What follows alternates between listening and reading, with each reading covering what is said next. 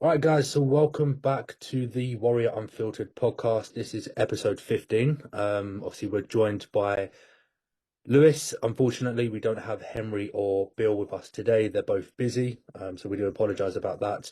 But I thought, Lewis, before we go into this episode, I just wanted to kind of make an announcement, obviously, with it being the new year. So, obviously, anybody that's listening on Spotify or watching on YouTube, please help us out because both myself and Lewis really want to grow this channel. Obviously, you're talking about adding some of these clips onto your website from the shop. Yeah. Is that correct? So, obviously, you guys that are watching and listening to these episodes, it's down to you guys to spread the word, show your appreciation and support by, if you're watching on Spotify, give us a review, give us a comment. If you're watching on YouTube, don't forget to subscribe, share on your stories. Obviously, the more that you share this around, the more exposure we get, the more popularity we get, and the more we can do in return in terms of providing you with educational and entertainment content. So I just wanted to preface with that before we move on to the actual topic of discussion. So something we were talking about before we started recording was kind of the prevalence of setting up a timeline going into a contest prep. And I think if we keep it specifically within the context of contest prep, because otherwise we could be here for 3-4 hours. Yeah, easily. Yeah. So obviously, if you're somebody who's not considering stepping on stage, then we do apologize. But there are kind of like tips that you can take away from this that would apply to you as well. But we're going to keep it just to those who are starting their contest prep for 2024. So I think obviously the importance of, in my opinion, configuring a timeline for contest prep is you're providing that clarity and navigation for that individual, rather than just saying, okay, we're going to go into a contest prep, let's say it's 16 weeks, right, let's begin.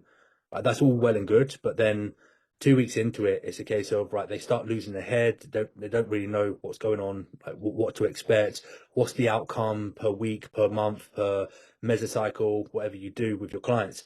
So mapping everything out, it provides that clarity, that navigation and sense of direction for the individual. And I mean, anecdotally speaking, what I've noticed with my athletes, because I've done this from day one, is it really helps with that motivation and, most importantly, consistency. Yeah, definitely. I think Yeah, when someone's got, like, most of us are obsessed with routine anyway, yeah, uh, on a day-to-day basis. So when you map that out into weeks, and even months, then it definitely helps people as well. Because knowing that you've got so long on this phase or so long on that phase, we've got another guest. Um, it really helps. It it really helps with someone's psychology just to know how far they've got to push. yeah, Whether you're pre-prep, so to speak, knowing that you've got X amount of time ready to prepare yourself mentally to enter a prep. And then obviously whether you map your prep out for 16 weeks, 20 weeks, 24 weeks, depending on the individual. Sorry. And then it just helps psychologically with that. So it really yeah, helps out, like, what's expected of you, where we need to be. Because obviously, as much as we can guide, the emphasis is on the client to do the work. And we need to say, well, this is where we need to be. We will guide you to that point as long as you put in your part of the effort as well, and you do the work that we prescribe for you. yeah, for sure. Because like I said, the terminology that I like to use with my athletes is you've got the macrophase, and I don't know if I lost you, Lewis. No, you've just frozen. You're kind of in and out. I'll carry on anyway. But yeah, the terminology that I use with my athletes is we've got the macro phase, which is the entirety of the um the paramount of the contest prep itself, and then you've got the mesocycles, the micro goals. So it's like, okay, well, the overarching goal within that contest prep is getting you peeled in condition to step on stage, but at 16, 20 weeks time. But then what are the micro goals that we're going to be fixating on in Yeah. each mesocycle? No, Are you back with us now? Are what was that, sorry? you back with us now? Yeah, I just lost that last little bit. Yeah, literally, I'm just saying it just helps them with setting Yeah, up the definitely. goals. I think as well, it kind of gives us a better scope of what this is the plan. This is what we need to do. Because obviously, the most things like you set out a guideline. If it goes to plan, great. If not, we can adjust in those little phases and see those. Well, that's where we need to be in 2 weeks time or 4 weeks time. If we're slightly behind, well, this is what we need to do now. If we're slightly ahead, we can pull back a little bit, kind of ease the pressure, or even push on and get ahead. Yeah, for sure. I think that kind of leads on to what I wanted to bring up next. And I think obviously when you're talking about timelines, setting and configuring the timeline itself, we need to initially establish the grounds of where that client is at. Yeah, So I thought, to give some examples on here is the first thing that I would look at is how much body fat is that individual holding. So prior to going into a contest prep, let's say we've got another 2 months before we transition into their contest prep. You look at their body composition. If body fat percentage is relatively high, it warrants a tidy up phase. Then you're going to be looking at either some kind of mini cut or rapid fat loss phase before you begin, just yeah. to kind of put them in a better starting position. So you're just priming them from a body composition standpoint and a physiological standpoint, because obviously Yeah. when you're looking at the nuance of the endocrine system and their physiology, insulin sensitivity, oxidative stress, inflammation, blah, blah, blah. If you have a lower body fat percentage before you start, it's just going to be more conducive for that individual. I mean, like, I don't know if you use the phrase pre-prep when people do Yeah, the pre-prep phrase. yeah, I'm not personally a fan. Obviously, like, without going too far off topic, I'd look at, obviously, say I know someone wants to compete, say in October, so you'd start their prep May time. I'd yeah, have looked at the timeline from, say, a couple of months ago, and I'd have done that mini cut a little bit earlier, because I just like, when I have my athletes go into prep, I like them to literally, the week before the prep, I like to build their food up to a point where they're as high as they possibly can be without getting sloppy. Even to the point like that last week before prep starts, they'll have a week of like high days if they've got high days on their plan, or off plan meals, just to get that food up. Because I often find it just takes away any cravings, so to speak, or any hunger issues. They've got the chance to get things out of their system. And yeah, I don't know how you obviously configure your preps. Obviously, some coaches like to start with food high, cardio low, and manipulate it as they go in.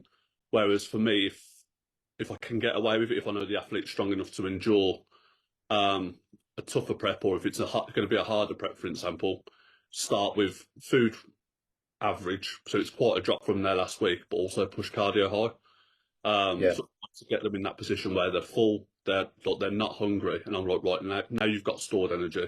Now we can literally drive from day one, and I'll obviously, if I need to, I'll start cardio relatively high at 20 minutes, half an hour, and then if anything, I can taper cardio off towards the end of a prep rather than drive it up and play with food that way. So although I don't like people to be sloppy, going back to your point, or even soft before we even start a prep, I would keep them as soft as I can, or get them as soft as I can in a feasible position to not make prep too difficult.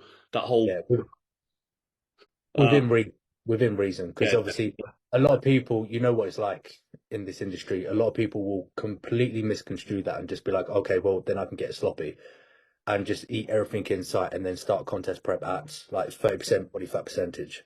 I mean, even when I say high food, I mean it's relative to the athlete. I mean, Yeah, yeah, like, for a female athlete to be on 3,500, 4,000 calories a day, that's very high food for a female athlete for the majority. yeah, Uh, So for me, if I can get them there, brilliant. Because then obviously as well, I think what people are misses, not so much coaches, but people like athletes and stuff, or people trying to like, configure their own preps or see where they need to be. If your food's low from the start, if you're a female on 2,500 calories at your peak, and that's a surplus for you, to get a deficit, you're probably gonna have to go start on 1,800, 1,750 calories anyway. yeah, So for me, like, you're gonna have a very hard prep. So like, for me, the timeline starts just before. If your food's at, say, 3,500 for a female, or even higher for a male, where you can start in terms of food, it's still a very good amount of food, and you've got so much more room as a coach to manipulate and play with. Not to say that prep won't be hard, because it will always be hard, but it yeah, just gives you that much better starting point from a metabolic point of view, I believe. yeah, for sure. I mean, to caveat, when I said about, if you're 2 months before Yeah, transitioning into contest prep, running a mini cut or a rapid fat loss phase, usually and generally speaking, I would do something similar to you. So yeah, I'd run that a little bit sooner. So Yeah. maybe like 4 months out from Yeah. starting the contest prep, then I would run the mini cut or rapid fat loss phase. Then do exactly what you said. Try and bring their calorie intake back up to a nice high set point. And to answer your question in terms of how I like to initiate a prep with the majority of my athletes, obviously it is person dependent, but it is more of a case of trying to have that calorie set point as high as possible. Yeah. Cardio expenditure at minimum, baseline. Usually it'll be like 2 lots of 20 minutes, maybe 30 minutes max across the week of cardio, just for like cardiovascular fitness. And if somebody's got a very high calorie set points, it's going to help with obviously digestion, gastric emptying, insulin sensitivity. But yeah, usually I like to do it same as you. Yeah. I mean, another standpoint from the pre-prep diet phase as well. Obviously, more so with males where you've got more scope for usage. For me, before you start a prep, to pull into a fat loss phase. And 9 times out of 10, because obviously the duration of a prep anyway, you want to keep someone physiological in that pre-prep point as much as possible, so you've got much more room to go super physiological in prep. Yeah. And for me to say to someone, "What, I'm going to start pulling you back now because you're too soft, and we're going to do it physiologically." For me, it's like I would rather feel so if you're putting someone back into a physiological stage or a cruise phase, whatever. I would rather keep food high or push it a little bit higher to maintain fullness. So when you jump into a prep, you can add things in, pull the food back. And I just think it creates a better look and a better start to prep overall, because obviously you've got like multiple drivers then Yeah. to speed up the process. Yeah, I completely agree. I think the next one would be obviously looking at this is now aimed at anybody who's assisted in the performance enhancing drug environment in terms of compounds. Like, how long has the individual been running compounds, like their blast, if you want to term it their blast, prior to jumping in their contest prep, and how long they've been running those compounds for, at what doses. So what would be your approach from that perspective? So like, would you run maybe a modified TRT phase before they went into contest prep? I would Or want going on well, blood work, yeah, because with everyone, like, I'll never even say to someone we're going to do a cycle of this many weeks or that many weeks. It would be a case of there's a blueprint for this is where we start, this is where I think we're going to end. But as we get towards that end point, I'll run bloods anyway. If someone's healthy, can we extend a little bit more? Is it going to be detrimental? Is there something we need to look at and pull back on? So, but to enter a prep for a good period beforehand, get them physiological or on a cruise or a TRT, however you want to word it, get bloods done, make sure there's no issues going into a prep. Because then when you enter a super physiological phase, once you're in prep, you've got so much more scope to like manipulate markers and things like that to actually work in your favour.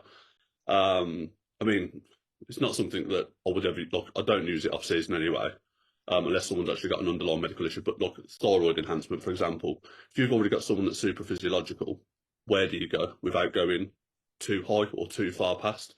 So if you yeah, can get everyone in range and healthy pre-prep with no enhancement or very minimal, then when you add things in, you're only going to further enhance the effects of the compounds and get more from them in your prep cycle. So yeah, that's probably I'd have everyone like cruising or as natural as possible, if that's the way to put it. Just so there's more room to push. And you don't always have to push. More is not better. So if you're going in already on a cycle, if you've got a push load to get more results, it's going to be more detrimental for them coming off prep anyway. And in some cases, I think the more you use, the more detrimental it can be to your look as well. yeah. I don't think more steroids equals a better look by any means. And I think you'll It, find, it does up until a point yeah, where you start seeing diminishing returns. It's just like anything. You're always going to elicit more from a bigger super physiological kind of threshold of the compounds that you're taking, but up until a point where you start seeing more diminishing returns. yeah, But yeah, I completely agree with you in terms of that approach. You want to you're basically trying to create that environment so they're very like the hyper responsive to yeah, the compound that you're using throughout the contest prep. yeah. I mean, even if you're talking like compounds individually, it's why you wouldn't just go in and say, right, then, we're 20 weeks out and throw everything in. Like, you wouldn't literally put, oh, this is what we know we can use Clen at, but depending on the athlete, this is where I'm willing to take dosage or T3 or 4. Even things like Tren, Anavar, Winstrol, you don't just throw everything in straight away. So it's just a case of finding out where you need to put them in with that athlete. Because obviously, like, say something like Tren, where like insomnia can be a problem, even anxiety and whatever with some people. If you put that in too early, or you run it too high, or you start with it and you can only increase the dosage, the detrimental side effects that particular drug would have is going to have a negative effect later in prep. When you're tired, you've got cardio's high, your food's low. If you can't sleep, it's no longer a benefit to your prep. Yeah. So yeah, like even with things like that, like even like, let's say Tren, for example, with males, I would never input it at the start of a prep, just because I just don't think it's necessary. B, I wouldn't run it for that long, and C, starting with more and adding that straight into a load, it's just going to be negative further down the line. And if you're not fresh when you get on stage, you can tell. An athlete professionally needs to be like looking a certain way. I mean, if you want to get into the scientific aspects of it, Trenbolone in particular, if people understand obviously the mechanism of action with it, or one of the mechanisms of actions is its action on the glucocorticoid receptor, which is to mediate muscle protein breakdown. So if you think of it logically, if you're going to go into a contest prep, straight out the gate, you're implementing Trenbolone to stimulate that receptor of glucocorticoid receptor. You're trying to attenuate muscle protein breakdown when your calories are already significantly high. Yeah. Fatigue's going to be low.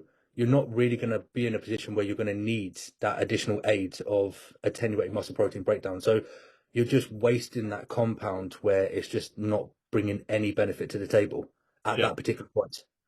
Yeah, 100%. And that's where people are just under that illusion of, right, we just got to chuck the entire sink in terms of a shopping list of compounds from day one of contest prep. Yeah. I suppose go on. Okay, what are you going to say? Sure. I'm just going to say it's a case of, I mean, this is what I put on my story yesterday about how these people just don't have a clue when it comes to PEDs.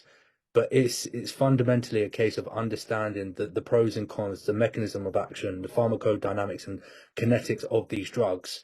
I know it all sounds all fancy and scientific, but that's what you're dealing with essentially. Yeah. And then knowing when they are beneficial to utilize throughout your contest prep, when, even if you want to get in the realms of the synergy of these compounds, when they're combined with another compound, you're going to get better bioavailability and efficacy out of those multiple compounds when you're using them at the right time. Yeah, 100%. And so, like, more so, even like with females, if you're going in straight away and you're inputting like lipolytics essentially straight away, you're going to end up on a much higher dose. And I think it's harder. I wouldn't say it's harder. Obviously, prepping a female is very different from male, just in terms of scope of calorie adjustment that you've got, and obviously how the the physique or physical aspect of a female in terms of like energy expenditure and stuff like that. If you're starting with things without driving the necessaries first, like food and cardio, if you're adding lipolytics in straight away and stuff like that, then you're just going to make prep so much more difficult in terms of not only like a fatigue level or a drug load potential, but also you've obviously got to think of the athlete. Like, unless you're an irresponsible coach who's just going to be like, we'll pile all these drugs in and we'll worry about post prep. You don't want to be starting on T3 or T4 or starting on Clen straight away. Because if you go there, you've only got you haven't got all the additional compounds that we have as males to use. You've got so much less to manipulate with.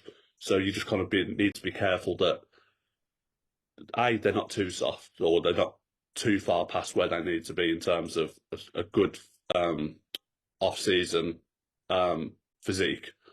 Yeah. So you can start there and then kind of drifting off now. But yeah, so you can start there and be like, okay, well, this is what we've got to do in this time. This is the food, this is the cardio, and you can save the compounds for later on, because it's just going to be horrific otherwise in terms of what loads you're going to have to use. And I think that's where we see not so much now, I don't think, but we have seen where we've had females using compounds they shouldn't be using, or ridiculously high dosages, because people have just gone in straight away.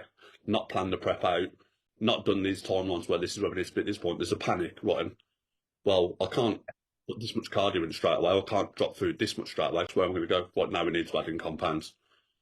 Yeah, I'm just going to say it's more the latter out of the two in terms of ridiculous compounds being added in or just ridiculously high doses. I mean, I've had a lot of female clients who've come to me, and then when you look at their previous PED models, it's like first of all, some of the compounds that have been selected and implemented in their model I can't comprehend or fathom how somebody would come to that decision. But I think ultimately most of it is that irrational panic. Yeah. If they're in that setting of, okay, well, we can't push cardio up any higher or we can't push food down any lower, let's just ramp up the lipolytics or whatever other compounds they're using. Yeah. And that's the scary part of it, unfortunately. I think sometimes as well, it's not even a case of the food or the cardio can't be changed. It's almost like a badge of honor, especially now on Instagram. Or I finished prep on 1,500 calories, or Yeah. I finished prep on only 30 minutes cardio. Well, yeah, you only finished prep on 30 minutes cardio. What was your food like? What was your compound stack like? Oh, I finished on 1,500 calories. Okay, brilliant. What was your cardio like? What was your stack like? It's like no one's willing to say, well, I finished on 1,000 calories because they're a female, for example. I was doing an hour and a half cardio a day, which is not uncommon. Again, especially for females. It's almost like there's a badge of honor associated, and I think with coaches as well, because the coach is like that. Oh, my clients are finishing prep on 30 minutes cardio. But what else were you doing in the background? Yeah. I would rather a client say, oh yeah, he drilled me into the ground, my food was low and my cardio was ridiculous, but my endocrine system's sound. I think people overlook that. Do you know what I mean? Yeah, I think it's that obviously that marketing sell of just trying to promote their coaching as easy, and it's not arduous or strenuous on the individuals. It's like, oh well, we managed to get these individuals in this condition with only 30 minutes of cardio, but then like you said, they're leaving everything else out Yeah. of that post or caption or whatever it is. It was. I've got one client who's on 8,000 calories a day. Right. Look, I want that food. He cycles 50 miles a day to work and back. He's on his feet. He's got a manual job all day. Right. He's Yeah. got children at home. He wakes up at 3 a.m. He doesn't go to bed till 11 at night, and he's literally doing physical labour the whole time. He needs that just to put like a pound on a week. Yeah. And people miss that, and it's the same with prep. People miss out all of the actual details that matter just to focus on that one thing that's almost like a trophy. Or I did this or I did that, and it's kind of just like, well, we know different. Yeah. And I think it's dangerous as well, like where they think it's good, especially if you've got a client that's uneducated on compounds. It's very much like, I just do what my coach says. That's where it becomes dangerous. I think one thing that I think goes with like the timeline and any aspect of prep, as a client or as an athlete, understand what you're taking, understand why you're taking it, understand what the ramifications of taking this are and for X amount of time. Then when you're looking at your timeline that you're setting out with your coach, make sure it aligns with actually keeping you as healthy as possible throughout the duration of prep. Yeah, I totally agree, for sure. I think we've rinsed that one many times about, you got to understand what it is that you're taking. You've got to do your own homework. At the end of the day, I understand that obviously us as coaches, we're the professionals, they're coming to us and they rely on us to be the ones to educate them and provide them with the right information. But you should still, as the individual, the athlete or the client, you should still go away and do your own homework. Yeah, 100%. Regardless of who your coach may be, even if you're being coached by some of the top coaches in the industry, to name a few, like you've got Joe Jeffrey, Callum, and Tom Hames, so on and so forth. These are some of the best coaches in the industry, or not in the world. I would still say go away and do your homework. Yeah, 100%. There's no, I mean, at the end of the day, there's no harm. There's no harm going away and doing your own homework and your own research. But the caveat is, the irony of that, if I'm going to do my homework, I'll probably go to Joe Jeffrey. yeah, true. But then obviously that's from a different perspective, rather than coming to you, you go to Joe Jeffrey, or coming to me, you go to Joe Jeffrey. But I think the caveat there is, when you're going to do your homework on these compounds, don't just go on to a forum on Facebook or type something in on Instagram, or what do people know about this compound? Because you're going to get 15 different answers, and then that's when you become confused Or don't just ask the biggest guy in the or gym. dangerous. Yeah. Yeah, there's just got to be. I mean, most of the time, I know I do it myself with some of my athletes. Is I would refer them to a particular individual that I know that I trust. Yeah. Most of the time, it is Joe Jeffrey because obviously they've got their own platform with the physique collectives.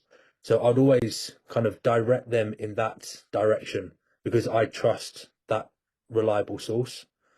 Um, so I think we've kind of touched on that one. We've rinsed it now.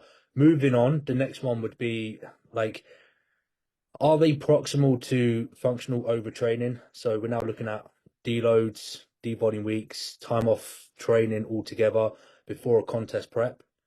So what would your approach? I mean, again, it's person dependent. It depends on where that individual's at. But contest prep, would you run a D-volume, deload just for the sake of it, just to offset any fatigue they're holding on to, take them out of training altogether? I don't really like a deload. I'd rather just say to a client, stay at home. So I find So just hold on, just to interject there. Your definition of a deload is going in, reducing like doing in, volume, yeah, reduced effort. right? Yeah, because I have two definitions. Like D-volume is that approach. Deload is taking them out of the gym altogether. Yeah, well, yeah. You do a deload, D-volume. I just say stay at home because people think a lot of people now because of social media, people just think a deload is go in and either do less volume or with less intensity. I don't like the term deload as such. If a client wants to use the term deload, I will use the term deload as long as they understand what my definition of a deload is. It's just stay at home. Yeah, Depending on how much time I have with a client pre-prep, I would tend to deload someone before I put them into their initial push phase, pre-prep. I'll have someone training up to prep, get the momentum going, put them into prep, push. Say we're working on, say, a 24-week prep. I would push them as hard as I feel I need to push them for, say, the first 10, 12 weeks. And yeah, then around 12 weeks, depending on where they are, maybe 8 weeks out, then I would implement another deload with active rest. Just so that once you're entering that last phase, I think the effort that's required for the last 6 weeks of prep surpasses the first 16, 20. So I kind of like to get someone in a position where I can say to them at 6, 8 weeks out, or even 12 weeks out, if they're in a really good position, right, have a week off. Here's like, put them just under maintenance so they've got a bit more food. And then just be like, right, rest, refresh. Because when we go back, like, we're really going to go now. And it kind yeah, of makes them miss the gym. They've got a little bit more food, a little bit more energy. So when they literally get back into that gym the next Monday or whatever day it is, they're raring to go. And you'll find just from the mental aspect, they work harder. And even if you can go back in sometimes and not even lower their calories back down, they'll end up dropping even more weight because they're just so much more refreshed and eager to go. They're just by default just working harder. yeah. I mean, for lack of a better term, they're resensitized. Yeah. Yeah, Um, it's a slightly different approach to how I would do it. I mean, for me, I like to incorporate as many D volume weeks as I can in a contest prep. So where you said you would, I mean, if I've got this wrong, just correct me. But you say you like to get them to about 12, 8 weeks out yeah. in a good spot. Yeah. So in terms of like body composition, are you talking about? Yeah. Yeah. So then you'll then instruct them to have a week off from training. I'll just say active rest, so I might keep some cardio in, or I might just say here's a step target, and it might be slightly higher than what their normal step target would be. And yeah, I'll just let them refresh that way. Right, Um, yeah. So then what I do is I tend to, I mean, I try and push them. So yeah, I break everything down into individual training blocks. So there might be, I like to try and get a minimum of D volume weeks added in to their contest prep, a yeah, maximum of 3. So that might mean the paradigm will be maybe a 4-to-1, 5-to-1 mesocycle, and I'll do that for like 3 or 4 mesocycles throughout the entire contest prep. The more the better, in my opinion. And then I'll try and push them as hard as I can, and then have that devolume week and do that on multiple occasions rather yeah. where you do just that one. Yeah, I think as well. I think it depends on the mentality of the client, because a lot of people, even if they're in a good position, they struggle. Oh, they're on prep, so they're in that mode. I have to be working. Yeah, And I've found from experience, a lot of people, even if I've pulled cardio back because you're X amount of weeks out, we're actually ahead. I'm just going to pull cardio back or push food a little bit more because we've got room to kind of pull back and keep the body a little bit fresher because we just don't need to be where we are. We're already ahead or whatever. yeah, But sometimes that mentality of I'm doing less, it plays with them psychologically. And I just find like with going off like just experience with my clients personally, just that whole aspect of rest is like I have to literally force people to do it. I've got one yeah, client deload at the moment. To be fair, like she's got a bit of tightness in her glutes, so I've just said, right, you need a sports massage. We're not going to like we're going to have a deload now. So it's been pulled forward. But it's like even with her, like, you need to rest. And every day she's like, can I do a little bit of this? Can I do a little bit of that? No, chill out, sit down, do what you need to do, nothing else. And I think with some athletes, I'd probably say more so females than males. I think they have a different level, like they have a different emotional connection to prep. Um, yeah. it can really torment them that they feel like they're not doing anything and they feel like they have to be doing something. So for me, rather than drive, rest, drive, rest, I'd rather have it more not sort of linear, obviously, but just as a slower like de-escalation. Um, Yeah, I know what you mean. yeah, and it's Yeah, I think I would feel the same as well. I think obviously all aspects of our coaching, although we obviously instruct clients to do things that we don't do or don't need to do, or we wouldn't necessarily prescribe for ourselves, there's always an element of our personality in how we coach. yeah, Uh, and just from people that I've learned from in the past, I've just found that that way for me, um, and how I plan things out just tends to work better. Um, I haven't tried it your way, so I'm obviously talking from a case study of just myself, so I could be yeah. wrong. I think, as you said, it's an element of our own personality reflected in our coaching because the way that I do it with my athletes is a reflection of my personality and how I would do it. Yeah, It's a case of I like to push myself as hard as I can in a shorter window so yeah, that I warrant, and I'm basically kind of like pleading for that break. yeah, So that's what I do with my athletes. So I'll push them. And that's not saying that your approach is wrong because I've seen the results that you produced last year. They do work. yeah, And you can always caveat by saying there's 1,000 ways to skin a cat. There's yeah, just different approaches and methodologies that we all like to use. And that's how I like to do it. It's just a case of you push that person as hard and assertive as you can. So then they get to the point where they feel like they need a break. So then when you incorporate that devolume, yeah, they don't feel as psychologically or emotionally or mentally derailed yeah, because they know they need that break. So they're yeah. gonna put advantage of it. Yeah, I think it works both ways. I think for me, I suppose working if I was to try it your way, I'd have to be very certain of the psychology of the client. Mm. I'd be more inclined to do it with someone who I've spent like a longer period coaching, as opposed to someone that's just come on, and I don't really know their personality too well, how they deal with fatigue, how they deal with stress management. So I think you've just got to be very certain in terms of stress management, when you're inputting that approach, that they're not going to overstress or it's not going to be detrimental to them in the process, if that makes sense. Yeah, I totally agree with you on that one. I think if we move on to the next and final point that I wanted to mention, and that was how much progress has that individual made? So sometimes it might be a case of when you're looking at the individual, they're looking at, say you've got a seasonal competitor, they want to step on stage again this year, but you're looking at them and you're reflecting on their 2023 improvement season, and you're like, well, you've not made enough progress.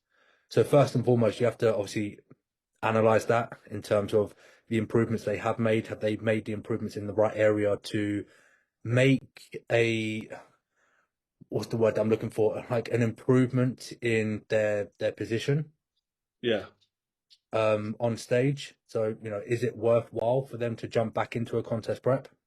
I think the way I look at it, if I was going with, say, someone that's competed 2022 or 2023.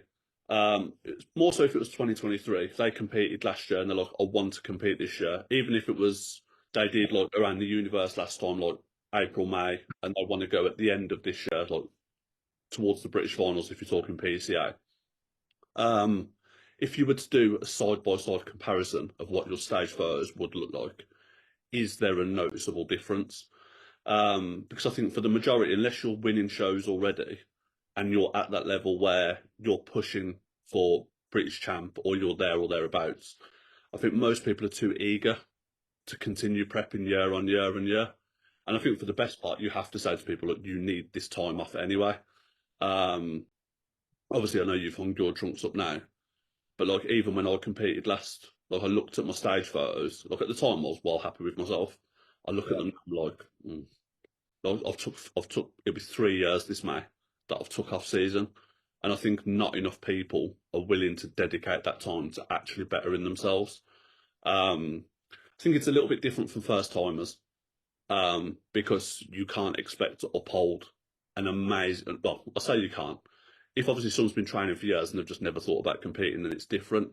But for someone that's fairly new to training, I mean, 2-3 years, I feel like a prep can be good, even though they're not going to win an overall at a show necessarily or anything like that. But even having them go through that experience, feeling what it's like, you're not investing them in years and years of pushing to find out they don't like the experience. But obviously the state, like the condition that you come out of and how responsive you are when you come out of a prep, you'll get more, in my opinion, from that rebound, so to speak, if you want to use that term, post.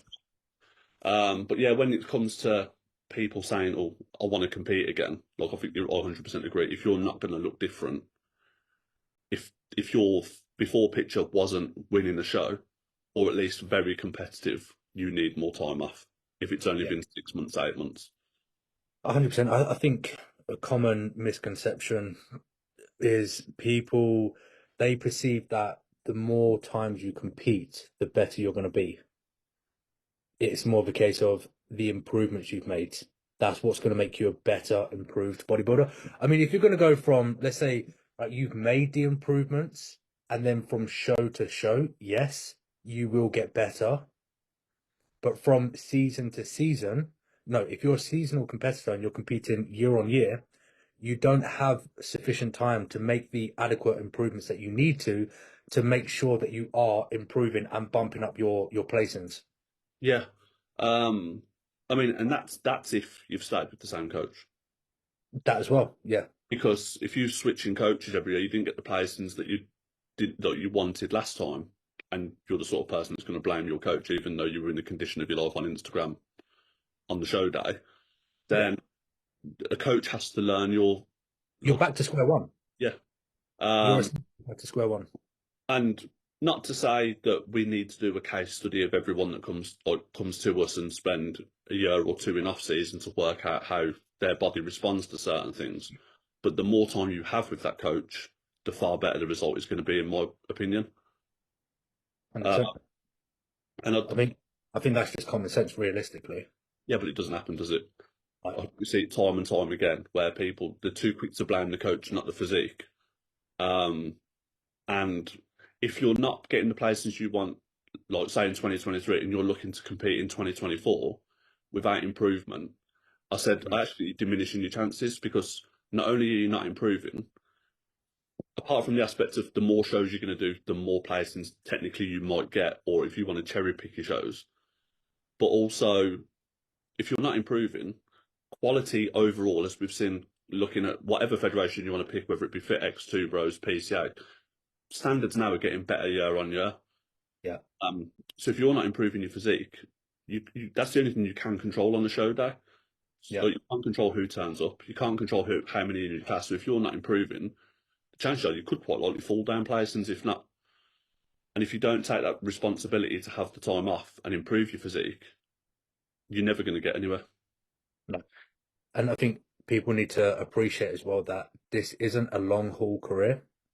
Bodybuilding at a competitive level, it's not that long of a career that people perceive it to be.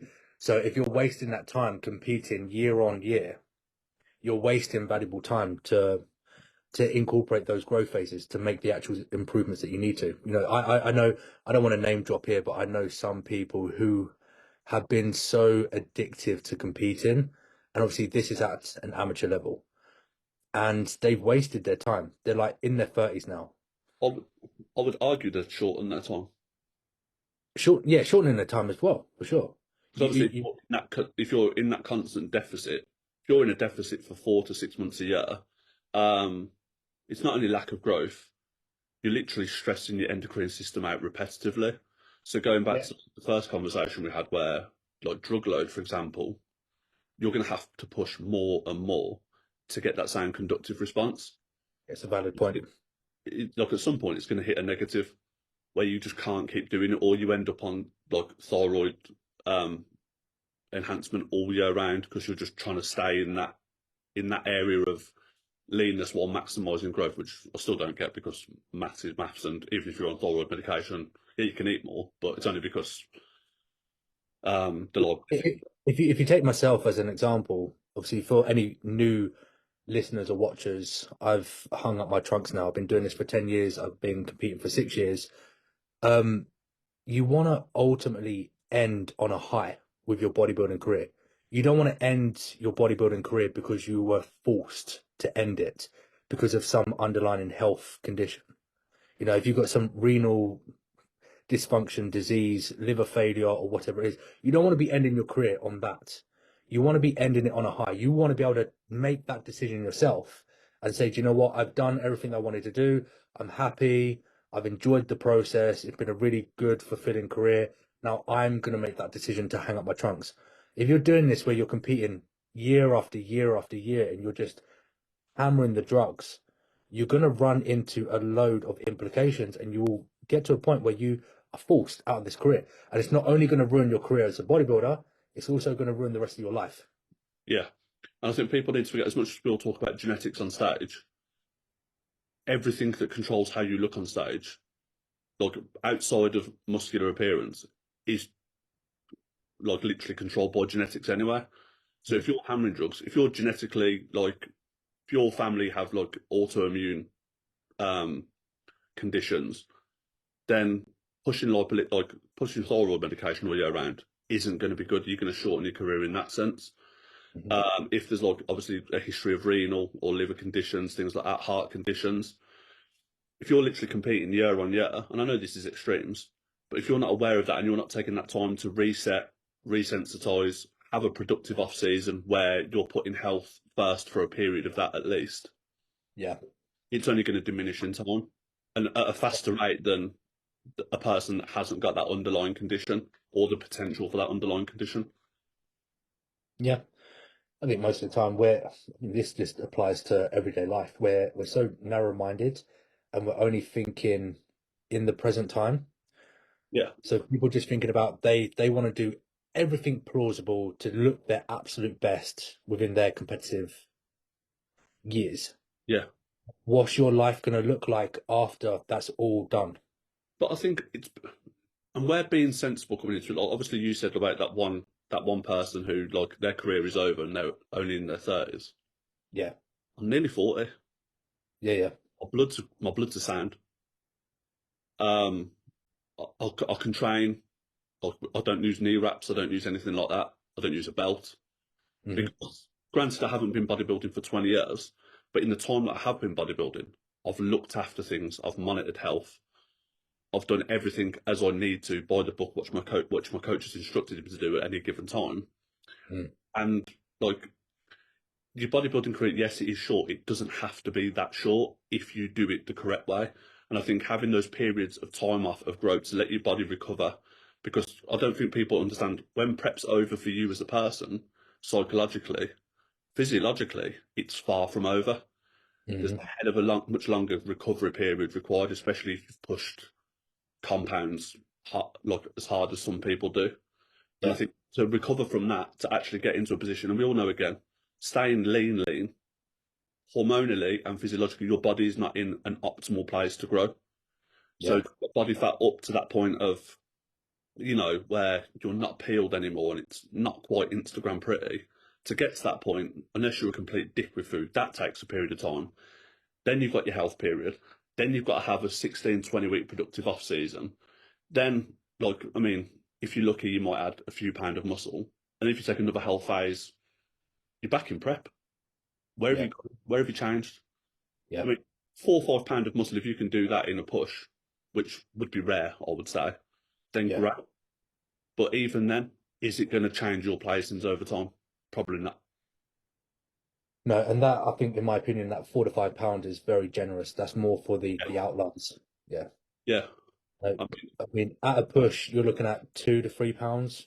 well, Ronnie Coleman averaged 9 a year, I believe, between his first Olympia win and his last one. And you're not Ronnie Coleman, bro.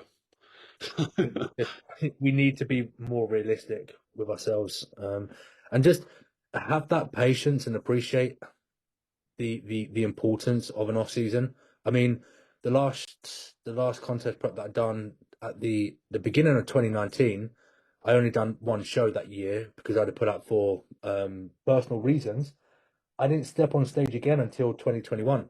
So that's 2019, 2020, obviously because of COVID, and so that's two. It was about 2 and a bit years I had off, I think and that year that I returned is my best competitive career season I've ever had. I think the biggest clue for me, we are bodybuilders. This is bodybuilding, Hmm. not body deficit or body dieting. If you're Yeah, spending longer in a deficit year on year than you are in a surplus, what are you doing? Now, unless you're someone who's at that peak level, look, I'm going to use his name because I know him personally and I get on great with him. But Ricky Varney, he won the British PCA British Final Class 2 and his pro card this year. yeah, He's at that level now where he's like, if he got a pro card, it would be more than justifiable. So it's minute things that, like, you could argue, like, oh, if you bring that up a little bit, it'll just complete your physique more. But he's already got a very complete physique. Most yeah, people don't have that. So someone like who's that level, they can get away with competing year on year on year because it's minor adjustments, and he's probably got a genetic ability to grow muscle better than the rest of us anyway. yeah, Because I mean, he's been competing for. I've known him for 10 years. I've never seen him not place in the top three, so he's good enough. yeah, If you're not in that position, you need to have that time to grow. yeah, yeah. 100%. I agree. I think if we round this episode up with a summary when it comes to setting up the timeline, I think the first and foremost most important aspect is obviously you want to obviously find out the dates of the show of the individual, that what they're doing, and then from there that's when you're going to reverse engineer the timeline. I don't know if that's how you do it, but that's how I personally like to do it. Yeah, So yeah, so let's say for an example, if they're looking at stepping on stage April the 11th, whatever. So from that point up until present day, you reverse engineer the timeline of that contest prep, and obviously the even duration of the prep will be dependent on the individual. even if someone comes to me and says, "I want to do a show," obviously we're their coaches; they pay us. Ultimately, it's our job to instruct them to get to the point in the time frame that they want to be in. Yeah, Like my mixed disability female that I had last year, she come to me 17, 18 weeks out from the show that she insisted she wanted to do because it was the anniversary of the crash that left her disabled. that's fair Uh, enough. so it's kind of like, okay, well, I can't argue this, but for the most part, I will try and convince the athlete, if I can, have an off season with me first. Yeah, Shows will always be there. Let me have as much time with you, A, to make improvements, B, to learn as much about you physically and mentally as possible. And it just gives you that much better scope to reverse engineer the process from that point. Like for me, I think that's the only way it should be done. yeah. Um, You've got more control as well of the off season in terms of how much body fat you're going to accumulate. So their starting point in terms of body composition, and then that brings us back of where their starting point is. that's what I mean. Obviously, your last point was about how long prep's going to be. I think that's Yeah. imperative in learning because you're learning about the client. You're like, well, say you've got a guy, I could bring him in 12 weeks. I know I could drill him. Mm. I literally say, Ryan, I'm not going to let you get sloppy. You're still going to be lean like at the end of this push because this is Yeah. what you want to do. But I know I can bring you in 12 weeks because if I tell you to jump, you're going to ask how high. Whereas if someone's a bit flitty in the off season or they've got other factors in their life, like say children, for example, if it's a female who's got childcare and stuff like that, and off seasons like a bit all over the place because of childcare and whatever, you know you need to give them longer, or just because their schedule isn't so easy to manipulate as say someone like myself with no children. Yeah. Like, I can only do cardio once a day and train because I've got no childcare on the night. I need to be at home for my kids.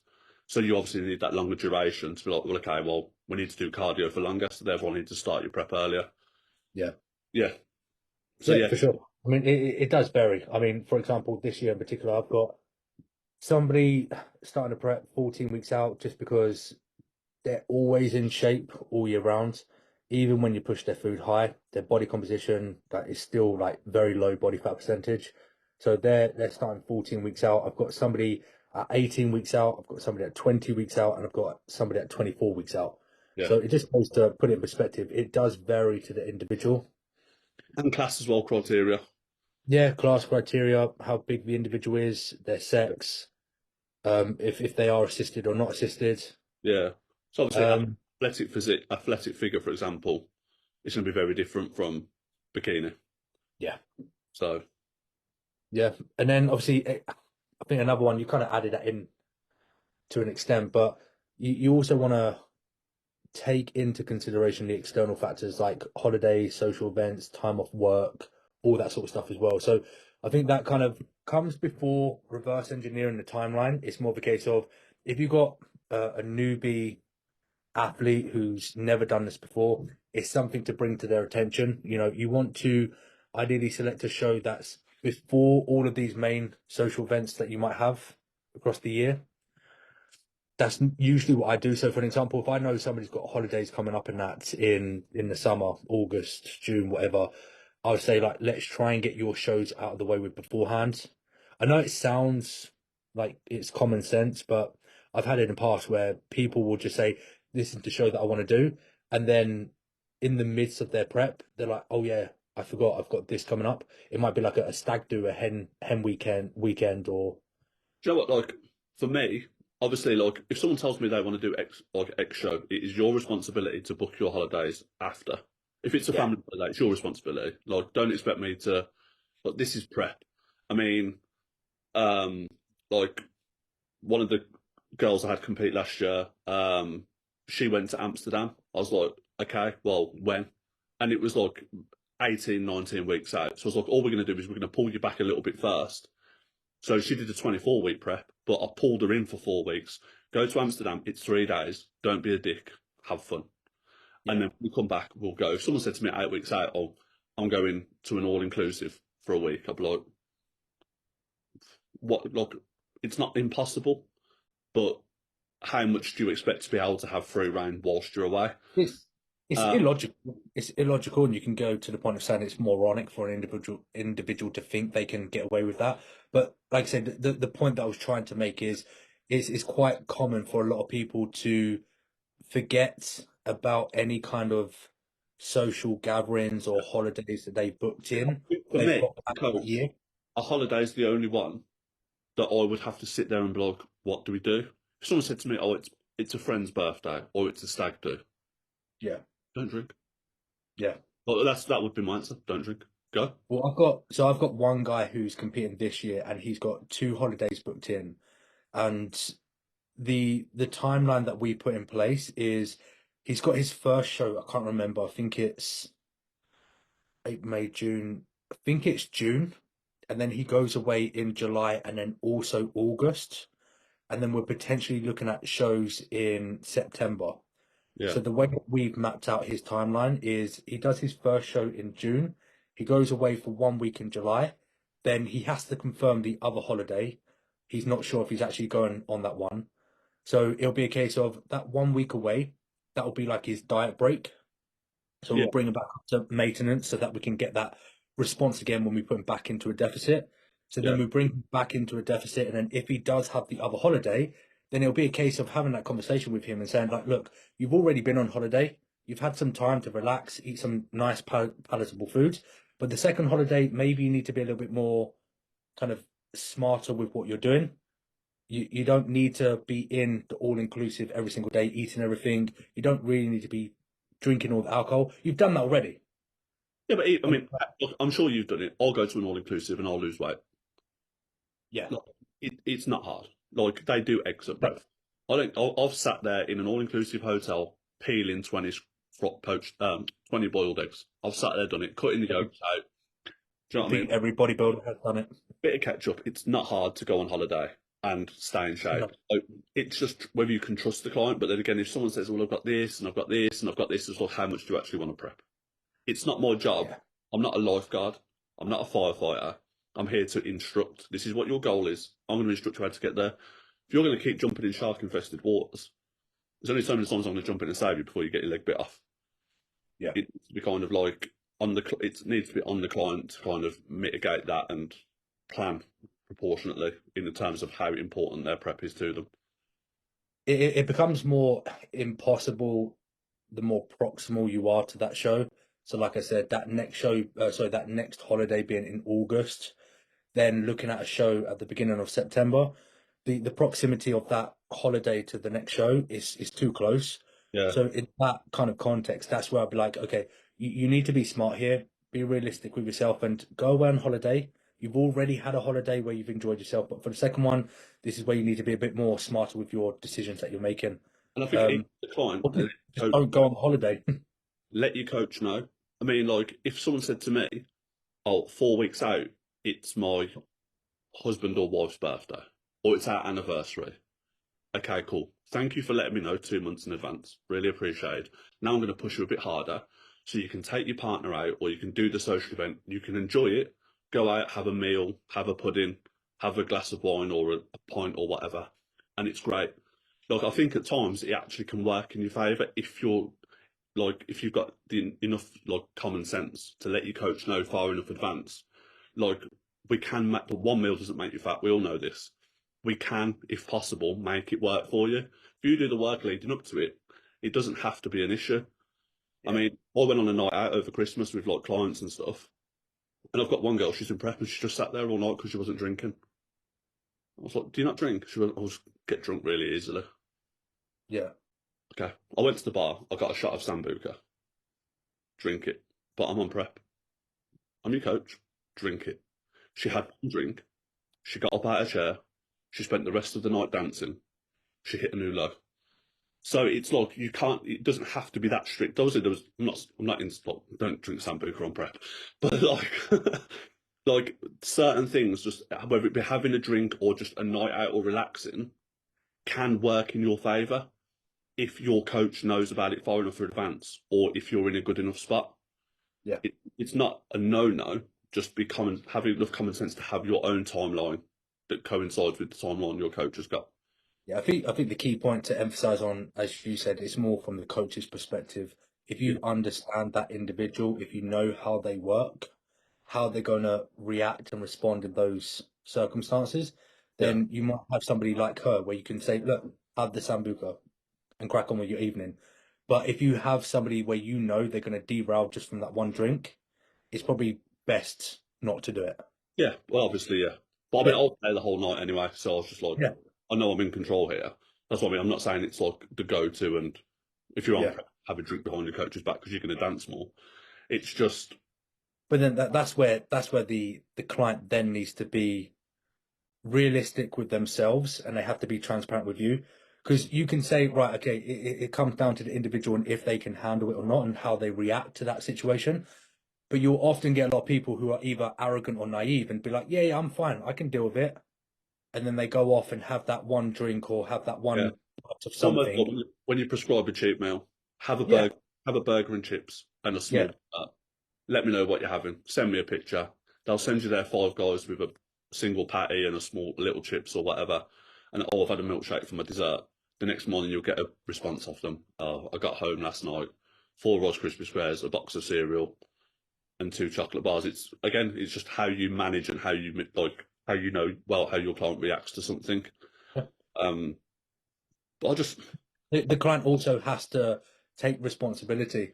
100%. And they have to be transparent with you. If they know that they can't control themselves in that situation, then just be open and honest with your coach and just say, like, look, I know you've prescribed this off-plan meal.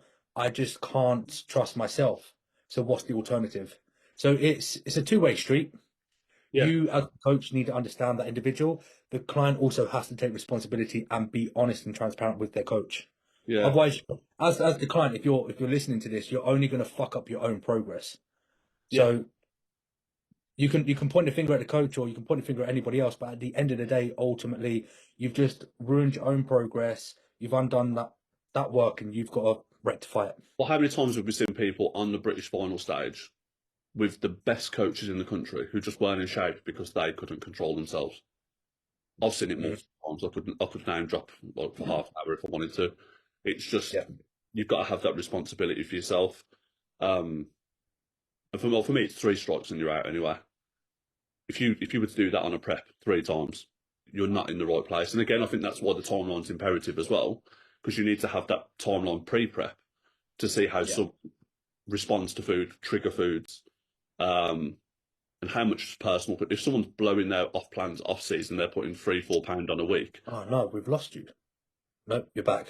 If someone's blowing their off season, like if they're on off season on 4,000 calories a day, and your off still consists of a burger, chips, and then a binge, you're not going to prep successfully. Yeah. Because it's just not healthy. And also, like, obviously, as coaches, like, it's our job not only to get people in condition and to build muscle, but also to leave them in the best condition possible once our time is done. And the last thing you want is to put someone into a prep and take from binging and purging almost into an eating disorder of, I can't have that now, I'll get fat. You need to help maintain that healthy relationship with food as much as possible. Yeah. So, yeah. Yeah, I think that's everything. Do you think we've covered everything? Yeah, just don't be fat when you start prep. That's about it. And it'll be Pretty nice. much it. Don't be fat. Don't use everything straight out the gate, and give yourself plenty of time. I think I've been quite professional in that one, so I had to put that in somewhere.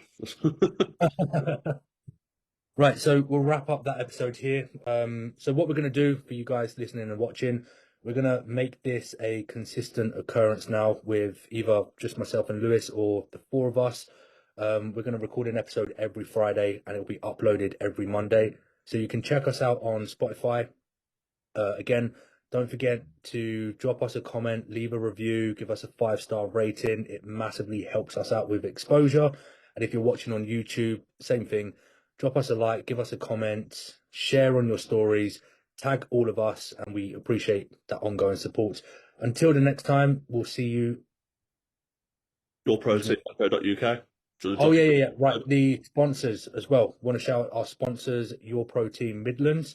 You've now got the new website, haven't you? It's all up and launched. So it will have, obviously, if people have used the website before, particularly your clients, used to divert to the sister site, Midland Supplements. Now it's Your Protein, because obviously I'm in control of that store itself and the stock ranges. There'll be a lot more things from Strom, trained by JMP Nutrition, more premium supplements. So in terms of people that are looking to compete, health supplements, things like that, there'll be a much better range for people to pick from and obviously get what you need to ensure a successful prep or off season and stay healthy. Lovely. So that's Your Protein. Is it .co.uk or .com? .co.uk. So yourprotein.co.uk, and you can use my discount code TBW10 to save yourself 10% on all of your orders. Until the next episode, thanks for watching, and we'll see you then. Sound?